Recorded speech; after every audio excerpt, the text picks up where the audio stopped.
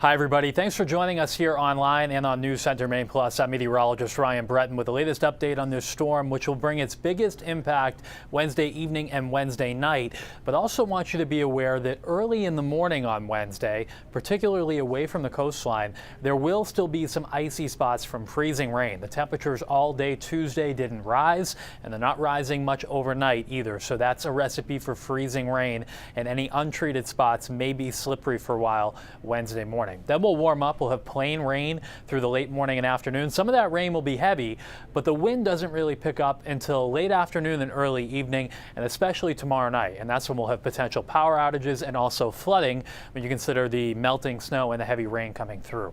So this is a look at the map as of Tuesday evening at 6:30. You can see temperatures all below freezing and also some light precipitation coming in, a lot of this in the form of freezing rain. So there may have to be some road treatments that happen tonight as this light precipitation comes into the cold air that's sitting here at the ground.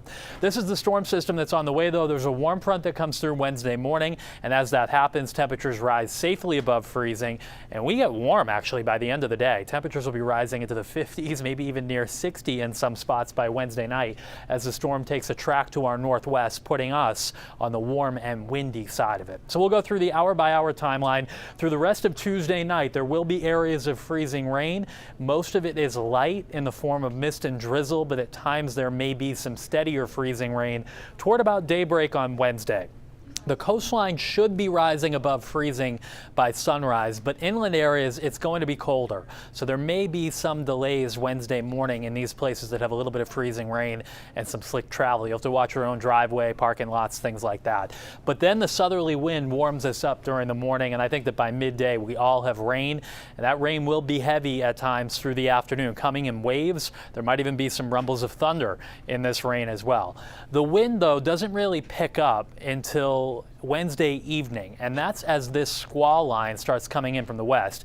It can be kind of a forcing mechanism to get that wind down to the surface. It's really only a 3 or 4 hour period of potentially damaging winds, but it will come through from west to east during the evening on Wednesday, first over southern and western Maine in the, say, 6 to 10 p.m. time frame, and then more like 10 p.m. to 2 a.m. this comes into the eastern part of the mid-coast, Penobscot Bay, and down east. But it moves very quickly, and by the time you get up Thursday morning, it's all over.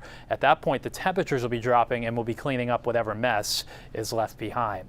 So what we're watching for this wind is what's called a low-level jet, and it actually strengthens as it comes into the Gulf of Maine Wednesday evening. About 3,000 feet above the ground, there will be a core of wind that's 80 to 90 miles per hour. Now, all of that doesn't come down to the ground, but when there is heavy rain, some of it can be forced down. And it looks like this jet is focused mostly on the mid-coast and down east Maine, and that's where we have the strongest wind gusts. Forecasting 60 to 70 mile per hour top gusts for the mid-coast around Penobscot Bay, even into Bangor, as the wind can come right up the river there, and on the coastline in down east Maine.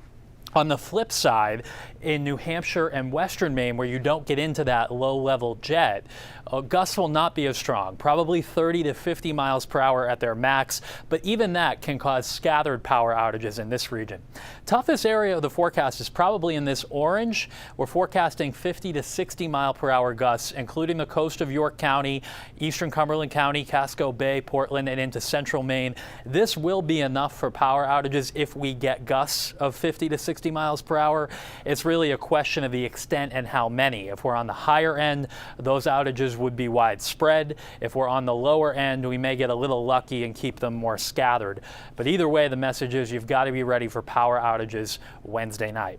There is a high wind warning matching where we're forecasting the strongest winds on the mid-coast into the Bangor area, eastern and northern Maine. A wind advisory surrounding that, including Kennebec, down through Lewiston, Auburn, Cumberland and York counties as well, where we don't anticipate the maximum gusts to be, but there still will be some strong enough for damage and power outages. We've heard from a lot of you concerned about the rain aspect of this storm, especially coming off the devastation we had last December. There is a flood watch for all of the state. We're projecting about 2 to 3 inches of rain with the potential for some locally higher amounts. And when you add snow melt to that, it will be enough to cause flooding of rivers, streams, streams, poor drainage areas. But going into this storm, the ingredients are a little bit different. It's been cold, so we also have some ice that's formed on some of the rivers. There could be some ice jam flooding, but we're also not expecting to completely lose the snowpack in the mountains. If all of that water melted out, we'd be looking at a disaster. In this case, we think the snowpack in the mountains will lose some, but not all of its water. So the message here is you've got to be ready for flooding if you live in a vulnerable area, but at the moment we probably will avoid major flooding on a widespread scale like we saw last December. Rivers and streams will definitely be on the rise Wednesday night, but they're starting at a lower level too compared to last December. And on Thursday, some of those rivers and streams may still be going up some until they start to recede later in the week. So this is the rainfall forecast. It's a general 2 to 3 inches of rain, but in some of these reds in the foothills here and into some of the central highlands, there could be somewhat higher amounts. So here's kind of a summarizing the impact here. The main time frame for the wind and potential flooding is from about 6 p.m. Wednesday evening to 2 o'clock in the morning on Thursday.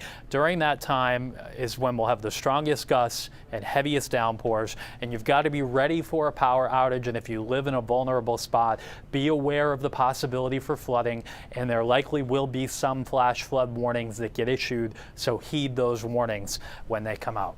Look at the 7-day forecast. Shows you this is really just a Wednesday event. By Thursday morning, it's out of here. There will be power outages to clean up. Fortunately, it looks like the wind will be not as gusty on Thursday, but there still could be some delays in getting the buckets up into the air because there will be some gusts to about 30 or 35 miles per hour at times on Thursday. And then we're quiet for Friday and Saturday. A weak system tries to approach us on Sunday with some snow showers, but we've taken that out of the forecast. Looks dry now on Sunday, and maybe some showers along about Tuesday. So that's the latest from the News Center Maine Weather Office. You can get updates on the air. News Center Maine at 11 tonight. I'll be there. Todd Guttner's got you covered in the morning, and we'll be with you all day long on air and online.